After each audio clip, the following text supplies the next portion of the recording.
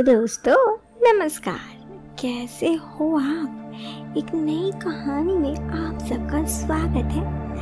कहानी शुरू करने से पहले मैं आपको एक बात बता दूं। इस कहानी को सुनते वक्त आप चाहो तो ईयरफोन या फिर हेडफोन का उपयोग कर सकते हो।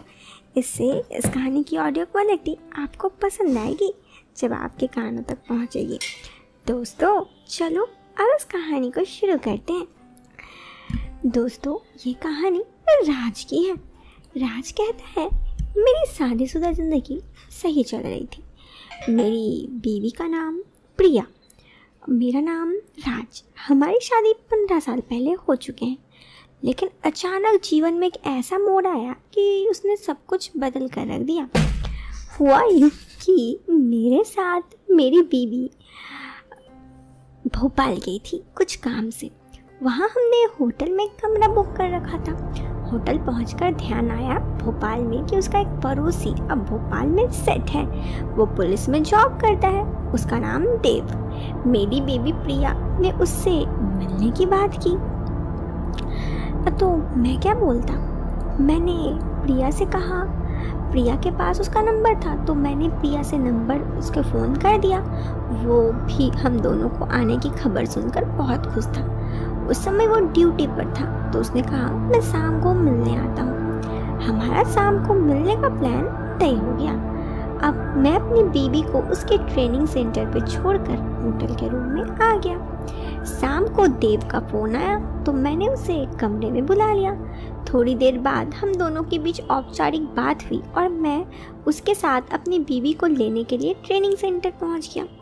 मेरी बीवी देव से मिलकर बहुत खुश हुई। कुछ देर बाद हम होटल की तरफ चल दिए। देव हमें होटल छोड़कर अपनी बीवी को लेने चला गया। फिर वो अपनी बीवी को लेकर होटल आ गया। हम चारों एक मॉल घूमने गए। वहाँ से वापस आकर हमने होटल में डिनर लिया और सो गए। दूसरे दिन भी यही कहानी थी। मैं देव के साथ अपनी बीवी को ट्रेनिंग सेंटर छोड़कर देव के ऑफिस निकला और मैं होटल वापस आ गया। शाम को बीवी को लेने सेंटर पहुंचा। वापस आते हुए रास्ते में तेज बारिश हो रही थी तो हम सब पूरी तरह भीग गए। बारिश तेज हो रही थी और बिजली भी तेज कड़क रही थी। हम सब एक पेड़ के नीचे रुके। मेरी बीवी पानी में भीगने से बहुत ही खूबसूरत लग रही थी। उसकी निगाहें मेरी निगाहें उसी पे टिकी हुई थी। उसने भी मुझे अपनी ओर ताड़ते हुए देख लिया तो मुझे इशारा कर कहा कि देव देख लेगा, ऐसा मत करो। मगर हुआ ये कि जैसे ही उसने चिकोटी काटा मेरे मुंह से आवाज़ निकल गई और देव की निगाहें मेरी तरफ थी। उसने पूछा क्या हुआ? मैंने कहा कुछ नहीं, मगर वो पुलिसिया था तो तुरंत सब मामला समझ गया। उसकी नज़र भी मेरी बीवी की तरफ गई। कुछ मिनट में हमारे बीच मौन रहा। इसी बीच मैंने तय करते हुए कहा, इधर तो 2 घंटे ही खड़े हैं तो बारिश नहीं रुकेगी। इससे अच्छा तो हम भीगते हैं, होटल पहुंचते हैं। इस पर देव ने कहा, अगर हम लोग तो मेरे घर चलने का तय करके निकल रहे थे, मेरे ही घर चलते हैं। मैंने कहा, राज कपड़े बदल कर तुम्हारे घर चलेंगे। देव बोला, अभी तो तुम कह रहे थे कि बारिश का कोई ठिकाना नहीं है, कब रुकेगा, इसलिए मेरी बात मानो और मेरे घर चलो। वहीं मेरे कपड़े तुम पहन लेना और मेरी बीवी के कपड़े भाभी पहन लेंगी। फिर हम चारों यूं भीगते हुए राज के घर पहुँचे, जहाँ जाकर हमने कपड़े चेंज किया। मैं राज के बेटे के साथ मोबाइल गेम देखने लगा और राज मेरी बीवी को अपने घर दिखाता हुआ 2nd फ्लोर में ले गया। उसी समय बार बार लाइट जाने आने लगी। कुछ देर हम सभी ने डिनर किया और चलने की तैयारी करने लगे। क्योंकि आज हमारी वापसी की ट्रेन थी और ट्रेन का समय होने वाला था, हम दोनों ने होटल से सामान उठाते हुए स्टेशन के लिए निकलने का तय किया। पर बारिश अभी बंद नहीं हो रही थी। किसी तरह भीगते बचते हुए हम होटल पहुँचे।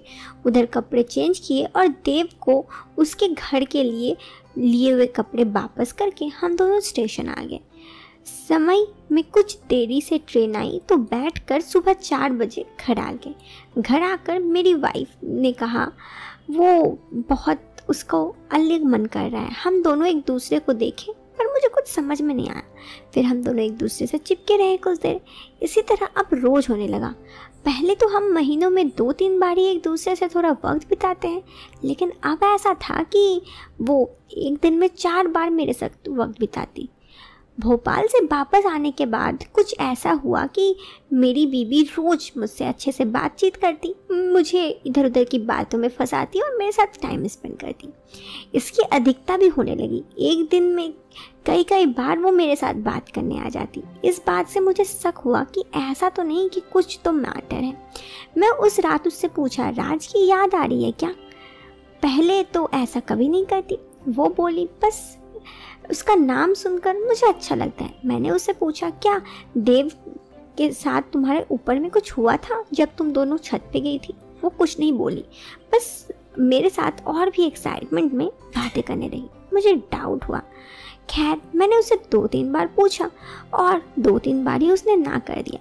इस बार वो एकदम बोल पड़ी, मैं उसे बहुत प्यार करती हूँ। हमने मंदिर में शादी कर ली थी, पर वो धोखा देकर चला गया और उससे अपनी शादी कर ली। मैंने पूछा, क्या तुमने उसके साथ टाइम भी स्पेंड किया? वो बोली, हाँ, एक बार। मैंने पूछा, कहाँ? वो बोली, हम चित्रकूट गए थे। हम दोनों वहीं घूमने गए और हम दोनों ने शादी कर ली और फिर शादी के बाद रात भी बिताई। अपनी बीवी के मुंह से ये सब सुनकर मेरे पैरों तले ज़मीन खिसक गई, पर मैं कुछ नहीं बोला। मेरी बोलती बंद थी। अब मैं सोचने लगा कि मैं क्या कर सकता हूँ, पर मैंने अपने आप को कंट्रोल किया, उससे कुछ नहीं बोला। मेरी बीवी मुझसे सॉरी बोली और मुझे गलती हो गई, पर यह सब शादी से पहले हुआ था। मैंने शादी के बाद कभी भी उसको याद नहीं किया, ना उससे बात की। मेरा भरोसा कीजिए, मैं हमेशा आपकी ही हूँ। देव ने तो धोखा देकर चला गया था, वो तो आपने इस बार उससे मिलवा दिया, वरना मैं उसे कभी याद भी नहीं करती। मैंने अपने आप को संयमित किया और फिर उससे बात करने लगा। वो मुझसे एक मासूम की तरह लग रही थी। मुझे लगा उसका दिल बिल्कुल साफ़ है। फिर हम दोनों इधर उधर की बातें करने लगे थोड़ी बहुत। फिर मुझे उस रात नींद नहीं आई। इस बात को लगभग रोज़ ही हमारे बीच इसी तरह की बातचीत होने लगी। वो मुझे सब कुछ सच बताने लगी। उसने बताया कि वो दोनों ने 8 बार एक दूसरे के साथ समय स्पेंड किया था। उसने कहा, हम दोनों चित्रकूट में शादी के बाद होटल में जाकर वक्त बिताए थे।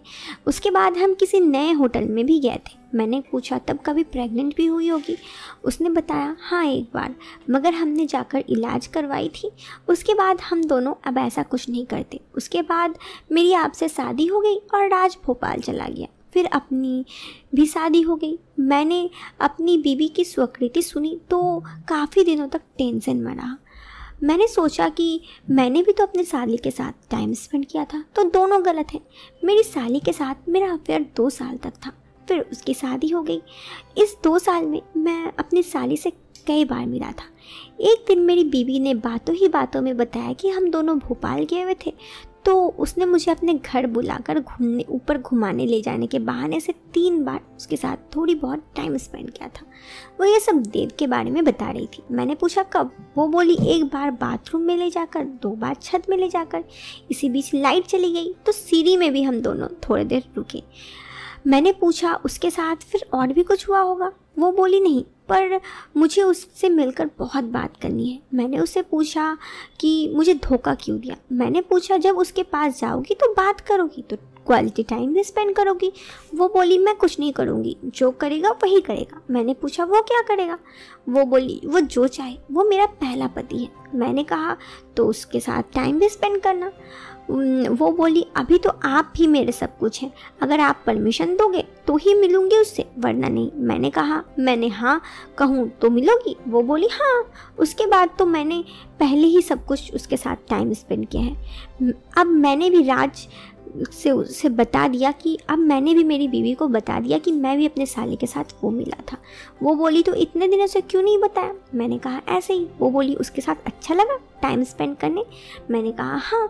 ये सब का नतीजा ये निकला कि अब मेरी बीवी मुझसे काफ़ी खुले विचारों से बात करने लगी। उसका मेरे साथ बात करने का नज़रिया भी बदल गया।